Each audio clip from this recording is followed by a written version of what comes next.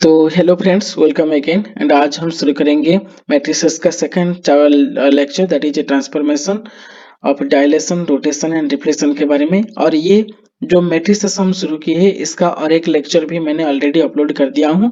अगर इसका वीडियो चाहिए तो मेरे डिस्क्रिप्शन में लिंक उसका अवेलेबल है, आप वहां से विजिट कर सकते हैं। एंड आप सभी को पता होगा हमारा जो न्यू सीरीज स्टार्ट हो रहा है दैट इज हैशटैग ओबीएस, और ओबीएस में जो टीजीटी मैथ का सिलेबस है उसी सिलेबस का जो भी रेयर टॉपिक्स होता है और जो इजीली अवेलेबल नहीं होता है और सिलेबस सिलेबस से जितना जरूरत है और सिलेबस को लेकर आपका एक्चुअली कंटेंट नहीं मिल रहा है, मैं उसी सभी को कलेक्ट करके यहाँ पे रख रहा हूँ जैसे आप लोगों को इजी हो जाएगा। और उससे पहले एलिमेंट्री नंबर थ्री का सभी लगभग 15 वीडियोस अपलोड हो गया है। अगर चाहिए तो आप मेरे ये जो आई बटन को जाकर भी विजिट कर सकते हो, कोई दिक्कत नहीं है। तो चलिए आज का लेसन शुरू करते हैं। हमारा आज का लेसन है transformation of dilation, rotation and reflection के बारे में हम डिटेल्स पढ़ेंगे। और ये मैट्रिक्स के अंदर आ रहा है, मैं यहाँ पे जा रहा हूँ, ये तुम्हारा मैट्रिक्स का सिलेबस है। और मैट्रिक्स में इतने सारी तक मैंने एक वीडियो में कवर कर दिया था। शायद ये स्टैंडर्ड बेसिस के बारे में मैं नहीं बताया था, स्पान के बारे में नहीं बताया था, लेकिन मैं उसको और एक वीडियो बनाऊंगा इसलिए मैं वहां पे नहीं रखा हूँ। लेकिन और सभी को यहाँ पे डिटेल्स में इजी वे में मैट्रिक्स को कैसे मैं लेकर आया हूँ, बहुत आसान तरीके से वहां पे समझाया हूँ, तो आप वहां से थोड़ा सा विजिट कर सकते हैं। तो आज का जो है यहाँ पे जो ब्लू मार्कर में लिखा गया है translation, dilation, rotation and reflection in A point, line और प्लेन, इसके बारे में थोड़ा सा आज डिस्कशन करेंगे। और आज का भी वीडियो छोटा सा वीडियो होगा, तो प्लीज लास्ट तक वॉच करिए, बहुत सारे इंटरेस्टिंग फैक्ट आपको मिल जाएगा according to your exam point of view. तो दैट्स वाई चलिए विथ वेस्टिंग एनी टाइम हम शुरू करते हैं। आज का जो पहला वन है दैट इज डायलेशन। तो चलिए डायलेशन और इसके बारे में मैं थोड़ा सा बता दिया था मैट्रिसेस का जो पहला लेसन में लिया था। सिंपली डायलेशन का मतलब क्या होता है, डायलेशन का मतलब होता है स्केलिंग।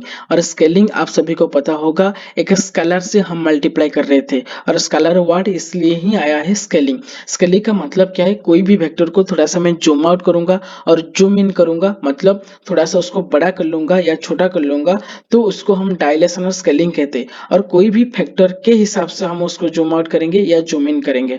तो सपोज मानिए यहाँ पे मैंने एक यूनिट स्क्वायर को ले गया हूँ। और ये यूनिट स्क्वायर, सपोज ये मानिए ये जो मेरा ओरिजिन है 00 और ये 10 11 एंड 01, ऐसे कि यूनिट स्क्वायर में मान रहा हूँ और मेरे को उसको डायलेशन करना है बाय फैक्टर ऑफ 2। आपको सिंपली ये पूछेगा उसको डायलेट करिए by factor of this one, तो आप क्या करेंगे, सिंपली मैं यहाँ पे जो भी वेक्टर दिया गया है ये सभी वेक्टर को एक मैट्रिक्स के फॉर्म में अगर मैं रिप्रेजेंट करूंगा, सपोज एस ले जाओ, ए ले जाओ, कोई भी एक मैट्रिक्स फॉर्म में रिप्रेजेंट कर सकते हो। और ये जो मैट्रिक्स को सिंपली आप इसको ऐसे कॉलम वेक्टर्स में रिप्रेजेंट कर सकते हैं, 00 10 11 एंड 01। तो ये सभी कलम वेक्टर से, अगर कलम वेक्टर्स के बारे में आपको थोड़ा सा भी डाउट है तो पहला लेसन प्लीज विजिट करिए एक बार, तो आपको समझ में आ जाएगा। तो ये सभी मैंने पॉइंट को लेकर एक कलम वेक्टर्स लिख दिया। और ये एक जो मेरा मैट्रिक्स हो गया, अगर उसको मैं डायलेशन कर रहा हूँ, कोई भी फैक्टर्स अगर डायलेशन कर रहा हूँ, और फैक्टर मतलब एक स्केलर से मैं डायलेशन कर रहा हूँ, और स्केलर सभी टाइम फील्ड के अंदर आता है, ये भी मैंने लास्ट क्लास में बताया था आप लोगों को। तो अगर ये स्केलर के साथ मैं सिंपली डायलेशन कर रहा हूं तो सिंपली ये मल्टीप्लाई कर दीजिए ये मैट्रिक्स को। अगर नहीं है तो, और एक ये एक्चुअली इसका थ्योरी पार्ट मैंने यहाँ पे रखा हूं, और थ्योरी सिंपली यहाँ से मैं लिखा हूं डायलेशन बाय फैक्टर। कोई भी फैक्टर, अगर के एक फैक्टर है और मैं के को के हिसाब से मैं डायलेशन कर रहा हूँ और एक फिगर को जूम आउट कर रहा हूँ या जूम इन कर रहा हूँ, इसका मतलब क्या है, सिंपली मेरे को केस निकालना है। तो आपको के का मतलब सिंपली के 0 एंड 0 के, बस उसको एस के साथ मल्टीप्लाई कर दीजिए, आपका आ जाएगा न्यू, तुम्हारा जो भी फिगर बनेगा वो आ जाएगा, और न्यू वर्टिसेस आ जाएगा, और ये हो जाएगा तुम्हारा एस प्राइम। ओके। अगर कभी कभी दो बार भी डायलेशन करना होगा, एक बार डायलेशन करने के बाद उसको फिर से डायलेशन करने के लिए बताएगा, उसको भी सिंपली और एक बार मल्टीप्लाई कर सकते हो। किसको, ये जो एस प्राइम में आ गया था उसको। एस प्राइम सपोज मतलब ये मेरा A B C and D points होगा, तो ये मानिए ए डैश, मतलब ए को मैंने डायलेशन कर दिया हूँ, ये हो जाएगा तुम्हारा बी डैश, और ये हो जाएगा सी डैश, और ये हो जाएगा डी डैश। सिंपली आप लोगों को 2D फिगर के बारे में ही पूछेगा, 3D फिगर के बारे में नहीं पूछेगा, क्योंकि इतना ज्यादा तो नहीं आएगा। सिंपली आपको कोई भी रेक्टेंगल दिया होगा या पैरेललोग्राम दिया होगा, काइट्स दिया होगा, कोई भी ऐसे 2D फिगर दिया होगा, और उसको सिंपली डायलेशन करना है। डायलेशन करना है मतलब आपको सिंपली इसको मल्टीप्लाई करना है के 0 एंड 0 के। सपोज अगर एक आप बताएंगे सर, आप सभी को पता होगा मल्टीप्लीकेशन में कोई भी मैट्रिक्स को अगर मैं मल्टीप्लाई कर रहा हूँ, तो अगर एक matrix m into n order है, तो जो मैट्रिक्स में मल्टीप्लाई करूंगा वो n इंटू समथिंग ऑर्डर होना चाहिए। ओके, तो ये n यहाँ पे इक्वल होना चाहिए, नहीं तो हम मल्टीप्लाई नहीं कर सकते हो। अगर यहाँ पे आपका वेक्टर स्पेस तीनों तीनों पॉइंट्स अगर दिया गया है, सपोज है कि दे दिया जाएगा, तो यहाँ पे आपका 0 0 0 1 0 0 0 1 और 0 0 0 1 ऐसे आपका जो भी पॉइंट्स आएगा, तो उसको अगर मैं डायलेशन करूंगा तो सिंपली मेरे को जो भी फैक्टर में डायलेट कर रहा हूँ, तो सिंपली आपको एक यूनिट वेक्टर और यूनिट मैट्रिक्स उसको ले जाना है, के 0 0 0 के 0 और 0 0 के। ये यूनिट मैट्रिक्स को मैंने के से जो भी फैक्टर से मैं डायलेट कर रहा हूँ, उसी फैक्टर को मल्टीप्लाई करने के बाद जो भी मैट्रिक्स आ गया, उसी मैट्रिक्स को सिंपली ये भट्टिस का जो भी कलम मैट्रिक्स आप लोगों के पास है, वो सभी कलम मैट्रिक्स को मल्टीप्लाई कर दीजिए, तो आपका न्यू रिजल्ट आ जाएगा और स्केल्ड फिगर हो जाएगा, डायलेटेड फिगर हो जाएगा। तो चलिए मैं नेक्स्ट शुरू करता हूँ रिगार्डिंग द रोटेशन। रोटेशन का मतलब क्या है? कोई भी फिगर को सिंपली कोई भी एंगल दिया होगा, उसी एंगल से हमको रोटेट करना है। एंगल कोई भी दे सकता है, π/4 π/3 कोई भी एंगल लेके दिया होगा और उसी हिसाब से हम रोटेशन करना है। तो सिंपली मैं यहाँ पे एक पिक्चर ड्रॉ कर रहा हूँ, उसी यूनिट मैट्रिक्स को ले जाता हूँ। Suppose X axis Y axis हो गया और यहाँ पे मैं एक यूनिट मैट्रिक्स रख दिया, सॉरी यूनिट स्क्वायर रख लिया हूँ। और ऐसे ही मानिए इसका भी वर्टिसेस सपोज 0 0 1 0 1 1 एंड 0 1 मानिए, और उसी को सपोज मैं रोटेट कर रहा हूँ बाय एन एंगल थीटा। तो अगर मैं थीटा एंगल से रोटेट करूंगा तो सिंपली मेरे को क्या करना होगा, यहाँ पे जो आपको दिखाई दे रहा है, ये इसको फॉर्मूला को याद रख लीजिए थोड़ा सा, that is cos theta minus sin theta cos theta. और इस जो फॉर्मूला यहाँ पे दिखाई दे रहा है, सिंपली थीटा का वैल्यू यहाँ पे डाल दीजिए और उसी मैट्रिक्स को यहाँ पे जो भट्टिस का कलम मैट्रिक्स था उसके साथ सिंपली मल्टीप्लाई कर दीजिए। तो आपका रोटेशन होने के बाद क्या होगा, ऑटोमेटिक आ जाएगा, आपको न्यू भट्टिसेस मिल जाएगा। तो सपोज ये कि जो यूनिट मैट्रिक्स था और सॉरी यूनिट स्क्वायर था, अगर मैं उसको मल्टीप्लाई रोटेशन करना चाह रहा हूँ, सपोज देखिए उसको मैं थोड़ा सा चेंज करना चाह रहा हूँ, रोटेटेड बाय π/4।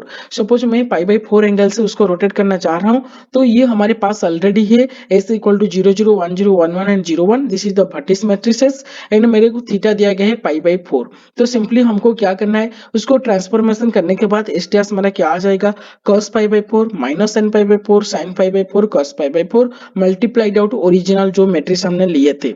ओके, तो ये इसका सभी का वैल्यू यहाँ पे आ गया, मैं यहाँ पे वैल्यू लिख दिया हूँ और ये मैट्रिक्स को सिंपली मैं मल्टीप्लाई कर रहा हूँ। और मैट्रिक्स मल्टीप्लिकेशन आप सभी को आ रहा होगा, इसको इसके साथ मल्टीप्लाई करना है, उसको उसके साथ मल्टीप्लाई करना है, अगेन इसके साथ मल्टीप्लाई करना है, अगेन इसके साथ मल्टीप्लाई करना है। सिर्फ ये जो सेकंड रो दिया गया है उसको भी मल्टीप्लाई करके आगे जाना है, बस आपका आ जाएगा new matrix and the new matrix will be this one, that is 0 0 होगा। 0 0 मतलब यही पॉइंट आ गया।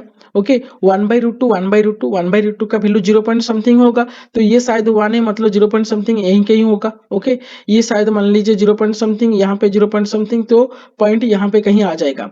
उसके बाद 0 2/√2, यहाँ पे 0 2/√2 का वैल्यू √2 मतलब 1.414, तो यहाँ पे शायद चला जाएगा, थोड़ा सा ऊपर चला जाएगा ये पॉइंट। ओके, नेक्स्ट 1/-1/√2 1/√2 मतलब शायद यहाँ से कहीं आ जाएगा एक पॉइंट। तो सिंपली आपका ऐसे एक फिगर आ सकता है। ओके, तो चलिए ये तुम्हारा एक्स एक्सिस मैंने ड्रा कर दिया, ये वाई एक्सिस मानिए, और तुम्हारा जो नेक्स्ट फिगर होगा लाइक दिस वन, इस टाइप का फिगर आ जाएगा। और ये शायद ये 0 0 ही मानिए। ओके, थोड़ा सा ऊपर चला गया है, ये 0 0 ही मानिए और ये तुम्हारा फिगर चेंज हो जाएगा। पहले अगर ये तुम्हारा ए बी सी डी ये था, अभी हो जाएगा A prime B prime C prime D prime, थोड़ा सा रोटेट हो गया थ्रू वन एंगल 45 डिग्री। तो ये आसान हो जाएगा अगर फिगर में कर रहे हो, तो 45 डिग्री रोटेट करना सभी को आ रहा है। लेकिन जो न्यू वर्टिसेस आएगा इस फिगर का, इस जो पिक्चर दिया गया है उसका न्यू वर्टिसेस क्या क्या होगा, ये बहुत ही आसान तरीके से आपको लोगों को समझा देगा अगर मैं मैट्रिक्स मेथड में सॉल्व करूंगा।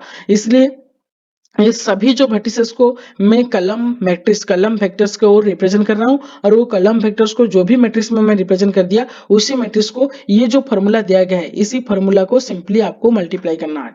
ओके, जो भी एंगल दिया होगा उसी एंगल को डाल दीजिए, मल्टीप्लाई कर दीजिए, न्यू वर्टिसेस तुम्हारे पास आ जाएगा। बस इतना था रोटेशन, आपको ये सिर्फ फॉर्मूला ही याद रखना है। तो चलिए रिफ्लेक्शन के बारे में मैं चाह रहा हूँ, बहुत आसान चीज है रिफ्लेक्शन के बारे में। अगर इसको सिर्फ याद रखिए, अगर कोई भी मेरा पिक्चर अगर एक्स एक्सिस के साथ रिफ्लेक्शन हो रहा है, तो सिंपली क्या करना है, 1 0 एंड 0 -1 इस मैट्रिक्स के साथ मल्टीप्लाई कर दीजिए, ऑटोमेटिक तुम्हारा न्यू कोऑर्डिनेट्स आ जाएगा तुम्हारे पास। सपोज वाई एक्सिस के और अगर मेरे को रिफ्लेक्शन चाहिए तो सिंपली हमको क्या करना है, उसको रिवर्स कर दीजिए। ये जो 1 माइनस 1 था उसको मैंने रिवर्स कर दिया, -1 एंड 1, ये डायगोनल एलिमेंट को सिर्फ रिवर्स कर दिया और इसके साथ आप लोग को मल्टीप्लाई कर दीजिए, तुम्हारा आ जाएगा। थ्रू वाई एक्सिस मल्टीप्लाई करने के बाद क्या होगा, अगर एक्स वाई लाइन दिया गया है, अगर एक लाइन की ओर अगर रिफ्लेक्शन करना चाह रहे हो तो सिंपली 0 1 एंड 1 0 ये मैट्रिक्स को याद रख लीजिए और ये मैट्रिक्स के साथ मल्टीप्लाई कर दीजिए। आप इजीली तुम्हारा न्यू वर्टिसेस आपको मिल जाएगा। सपोज ये एबीसीडी, ये suppose X equal to Y line है, ये जो लाइन है सपोज ये X equal to Y line है। तो देखिए A point and C point ये लाइन के ऊपर आ रहा है, अगर लाइन के ऊपर आ रहा है तो सिंपली आपको क्या करना होगा, ये दोनों कभी भी चेंज नहीं होगा। अगर मैं इस लाइन को लेकर रिफ्लेक्शन कर रहा हूं तो सिंपली चेंज हो जाएगा। यहाँ पे जो बी था, बी पोजीशन आ जाएगा डी पोजीशन को एंड डी पोजीशन आ जाएगा बी पोजीशन को। आप अगर चाह रहे हो, चलिए सर एक एग्जाम्पल लेकर बता दीजिए, तो चलिए मैं उसी एग्जाम्पल को ही ले जाता हूँ। अगर ये जो स्क्वायर मैंने बताया है 0 1 1 0 एंड 0 0 1 1, अगर मैं इसको इसके साथ में मल्टीप्लाई करूंगा तो सिंपली देखिए, अगर मेरे को प्रूफ चाहिए आपको क्या करना है, सिंपली उसको लिखिए 1 0, ये 1 0, ये 0, यहाँ पे -1, ये मैट्रिक्स को मेरे को मल्टीप्लाई कर देना है। ये जो मैंने प्रीवियस मैट्रिक्स ले रखा है 0 1 1 0 0 0 1 1, ओके 0 1 1 0 0 0 1 1, ये मैट्रिक्स यहाँ पे जो मैं लिखा हूँ इसको ही ले जाता हूँ, ओके, और कोई चेंज नहीं कर रहा हूँ। तो थोड़ा सा अभी मल्टीप्लाई करेंगे, इस टाइप का मल्टीप्लाई करना है हमको। तो ये पहला 1 आ गया 0, तो सेकंड क्या होगा, देखिए 1 इंटू 1 आ गया 1, 0 इंटू समथिंग 0 आ गया 0, third 1 into 1 1, 0 into 1 that is 1, and fourth 1 into 0 that is 0, 0 into 1 that is 0, ये आ गया 0। चलिए इसको भी थोड़ा सा करिए, 0 इंटू समथिंग, ये तो पहला 1 0 ही हो जाएगा, ओके।